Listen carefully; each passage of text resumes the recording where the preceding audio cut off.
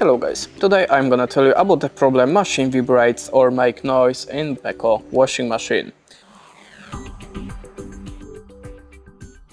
So the first possible cause is a machine might be standing unbalanced, so check that your device is standing balanced. If not, try to adjust the feed level of the machine on the bottom of your appliance.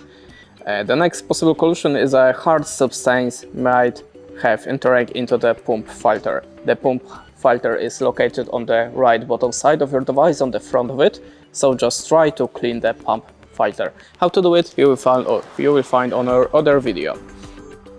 The next one solution is that transportation safety bolts are not removed, so check that your transportation safety bolts are removed. If not, of course, remove it.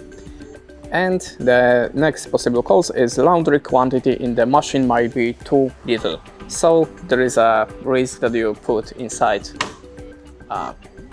too little laundry. So try to add more laundry to the machine and start your program again.